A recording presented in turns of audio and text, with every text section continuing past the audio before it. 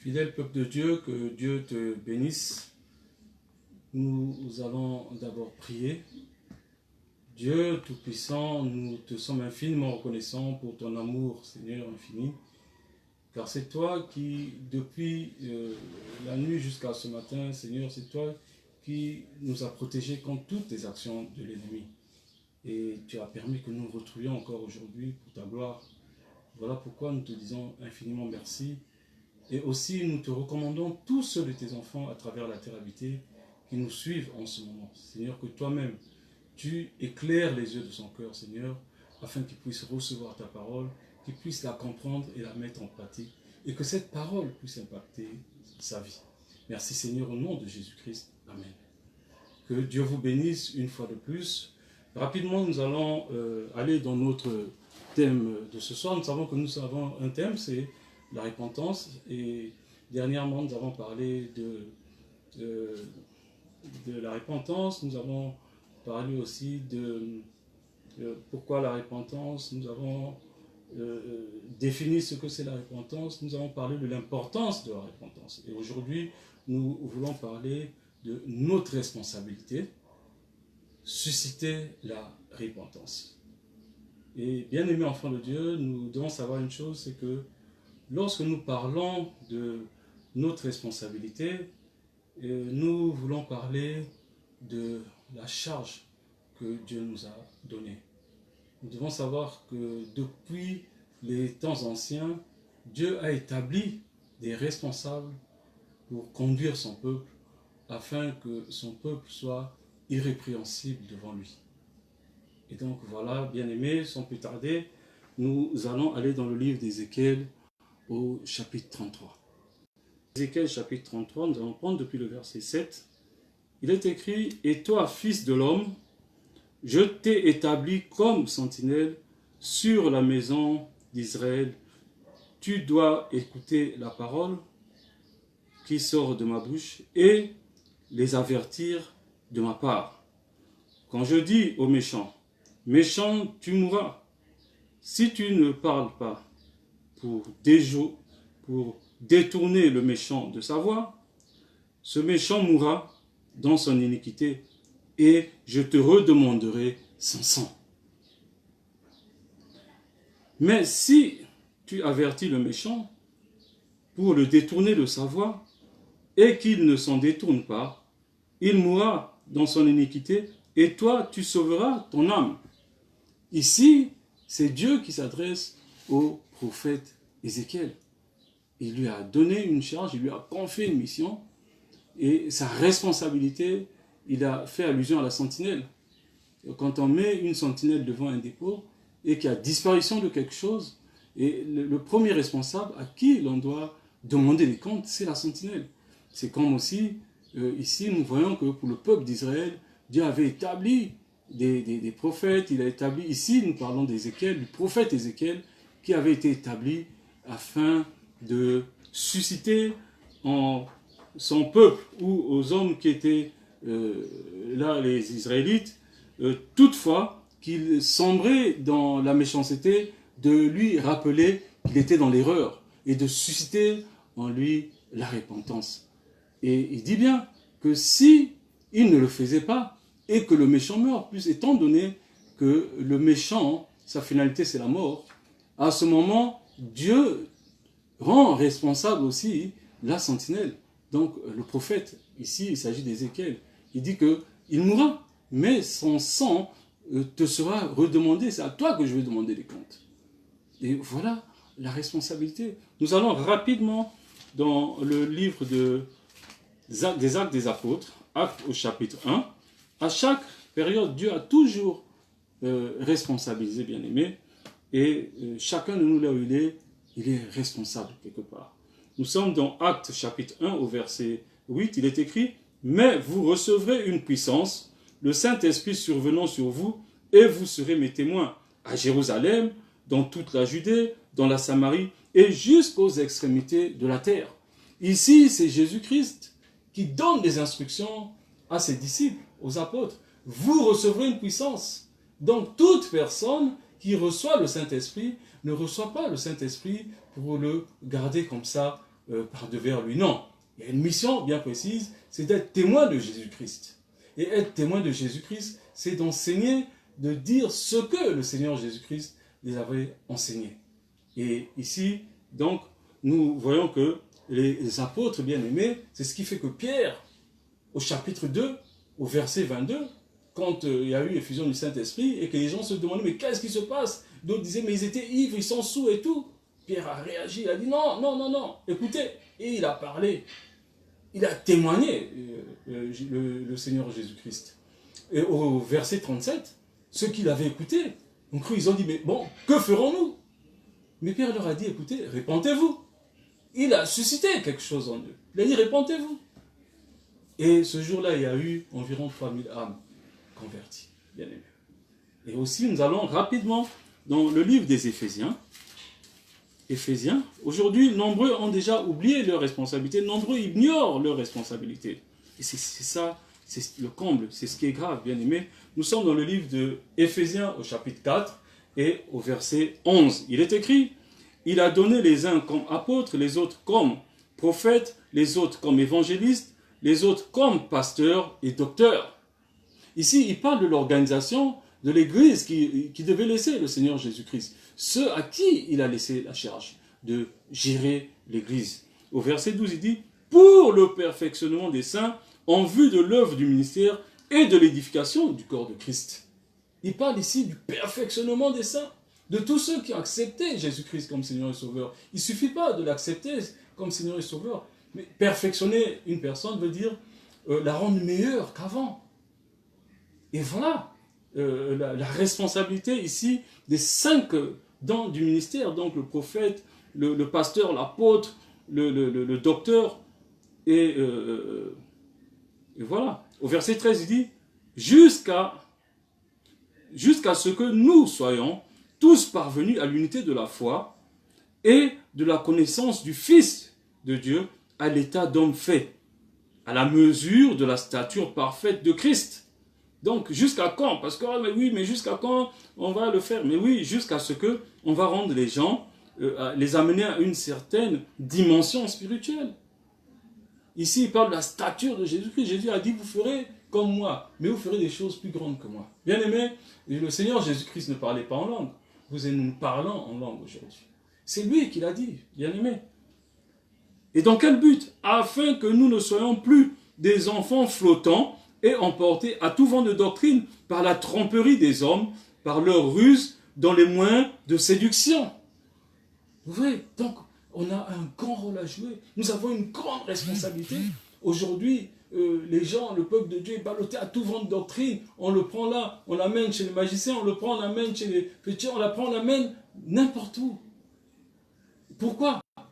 Parce que certains sont dans l'ignorance. Nombreux ne sont pas affermis. Mais qui a ce rôle? Bien aimé. Ici, nous avons vu que Ézéchiel, Dieu a été précis. Il a dit, écoute, si ça ne se passe pas bien, c'est à toi que je vais redemander son sang. Le méchant, il va mourir.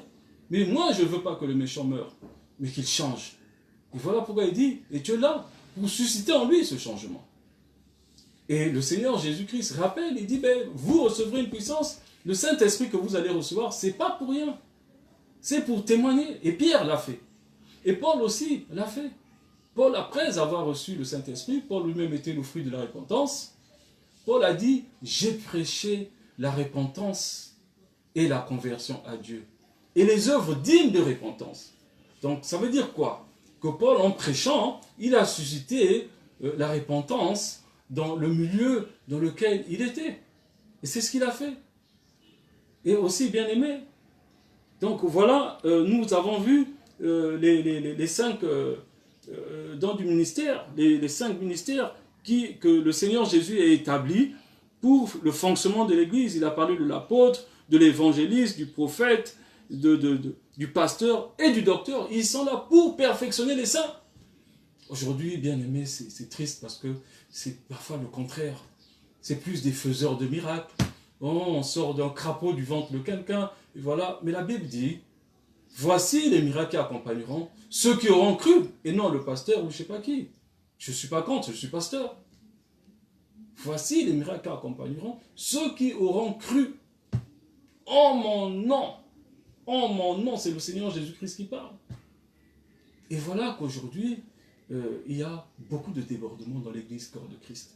Aujourd'hui, il y a des scandales. Aujourd'hui,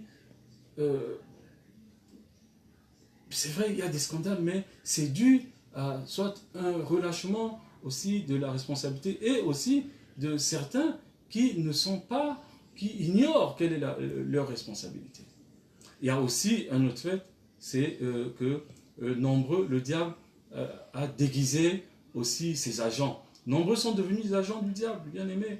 La Bible dit que si le diable lui-même s'est déguisé en ange de lumière, c'est que ses ministres aussi se déguisent en ministres de Dieu. Mais que devons-nous faire, nous qui sommes les ministres de Dieu?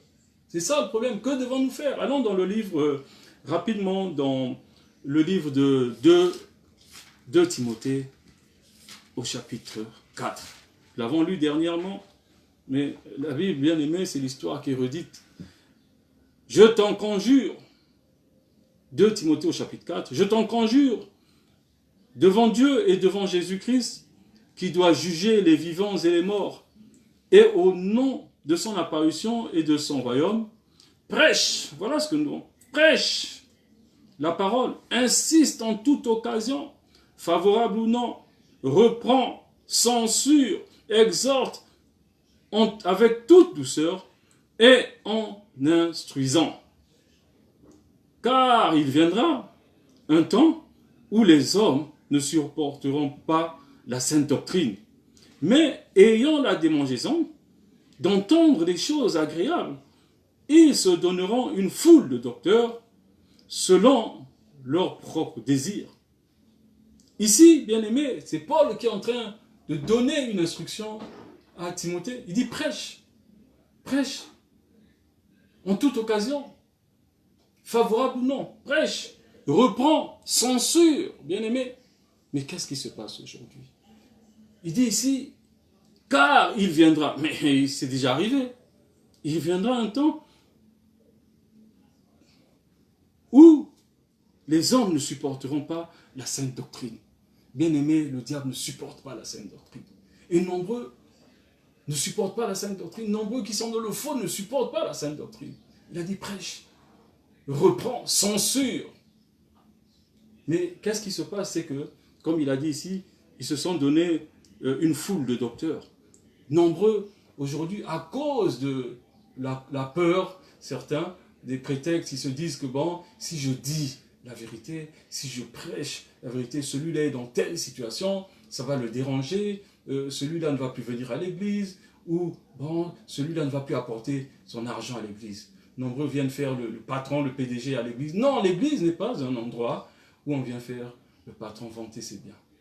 Il y a même aujourd'hui certains pasteurs hommes de Dieu qui vantent leurs biens à l'église. J'ai une voiture, j'ai construit, on m'a donné une maison, La Bible dit que la divinité n'est pas semblable à l'or ni à l'argent. Et voilà aujourd'hui comment même ceux qui ont la charge d'enseigner ces choses ne le font plus. Parce qu'ils sont comme menottés. Ils ont pris l'argent de certaines personnes, ou ils en prennent, et ils se disent, si je prêche, la sœur est dans la pudicité, elle ne va plus venir. Bien aimé, le Seigneur Jésus-Christ a dit à ses disciples, de ces pierres, Dieu peut susciter à Abraham des enfants. C'est Dieu, bien aimé, qui touche le cœur des gens. Ce n'est pas en notre nom que nous prêchons la parole.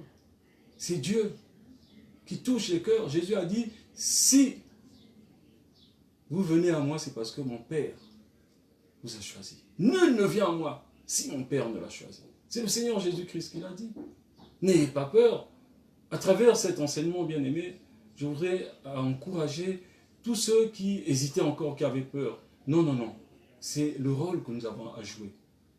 C'est de susciter, de parler aux méchants, de lui dire, afin qu'ils puissent changer. Mais Dieu a dit que si nous ne le faisons pas, mais c'est en fonction de la mission que Dieu nous a confiée qu'il va nous évaluer. Ce n'est pas en fonction des biens qu'on prend par-ci par-là, qu'on escroque aux croyants.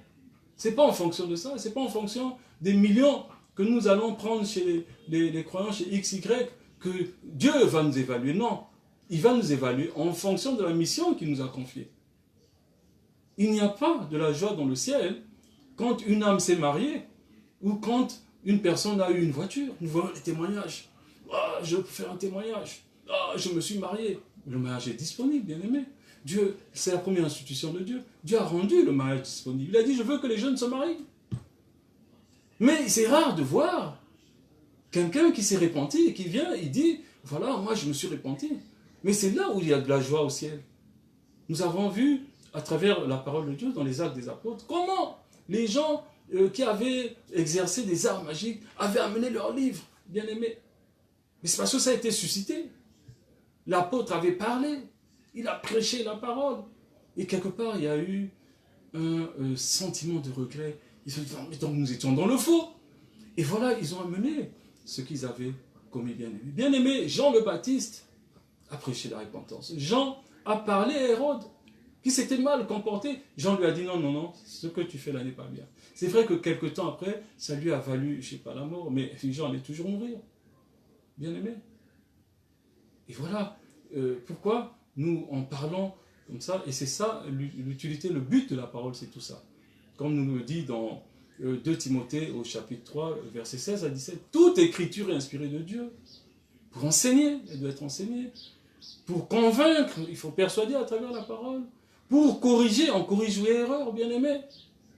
On corrige l'erreur. Et instruire dans la justice, afin que l'homme de Dieu soit parfait à toute bonne œuvre. Et c'est ça notre responsabilité, bien aimé. Nous allons rapidement prendre un bon exemple, bien aimé.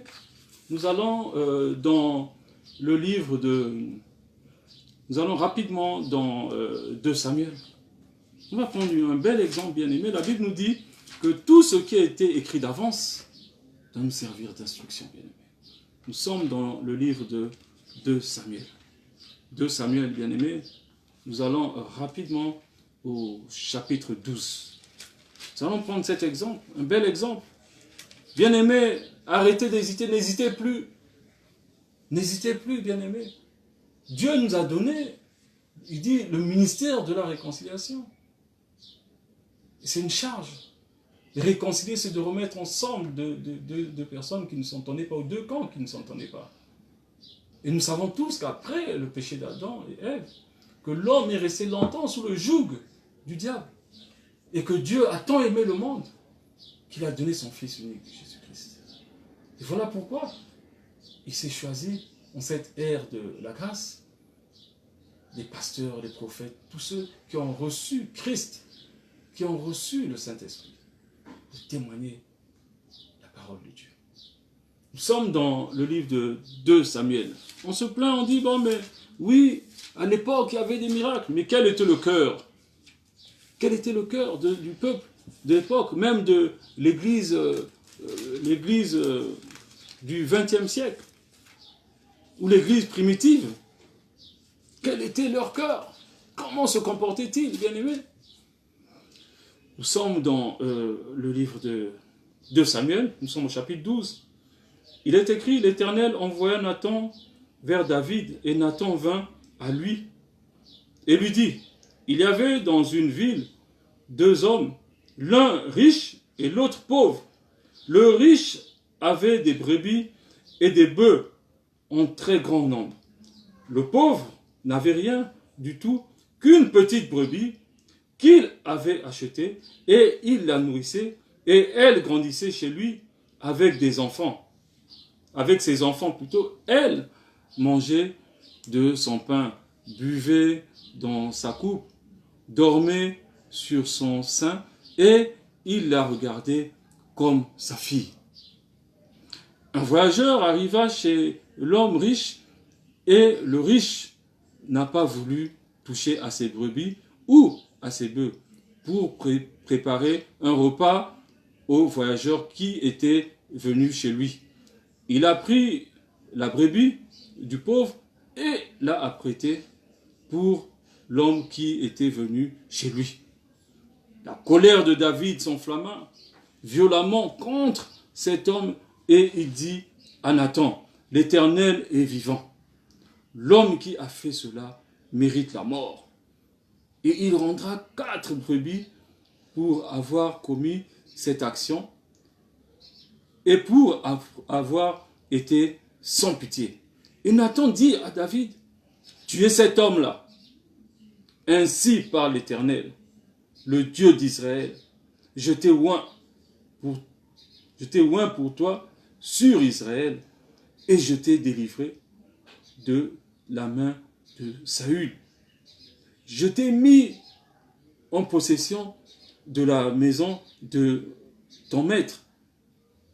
J'ai placé dans ton sein les femmes de ton maître et je t'ai donné la maison d'Israël et de Juda. Et si cela eût été peu, j'y aurais encore ajouté. Et quand nous allons au verset 11, ainsi parle l'Éternel, voici, je vais faire sortir de ta maison le malheur contre toi et je vais prendre sous tes yeux tes propres femmes pour les donner à un autre qui couchera avec elles à la vue de ce soleil. Car tu as agi en secret et moi je ferai cela en présence de tout Israël et à la face du soleil. David dit à Nathan, j'ai péché contre l'Éternel. Et Nathan dit à David, l'Éternel pardonne ton péché, tu ne mourras point. Ici, bien aimé, nous voyons le roi David qui avait envoyé Uri sur le champ de bataille pour qu'il meure et que lui qui reste avec la femme d'Uri. Mais Nathan, bien aimé, a usé de sagesse. Nathan a parlé à David. Il a suscité en David, c'est ça la chose la plus importante, c'est qu'il a suscité en David la repentance. Mais qui était David? David était un roi. Nathan pouvait avoir peur. Il dit, mais lui c'est un roi. Mais si je lui parle ici, il a l'armée avec lui, il peut me tuer, il peut me faire du mal. Nathan a dit non. Et Nathan connaissait sa responsabilité. C'est vrai que Dieu a instruit Nathan, mais Dieu a toujours instruit, comme il avait instruit Ézéchiel, comme aussi à travers Jésus-Christ, il a instruit les apôtres, les disciples, il a dit vous recevrez une puissance, voilà ce que vous devez faire. Et comme aussi, avant de monter, il a établi les uns comme apôtres, les autres comme prophètes, pour le perfectionnement des saints, pour rendre le peuple de Dieu meilleur qu'avant.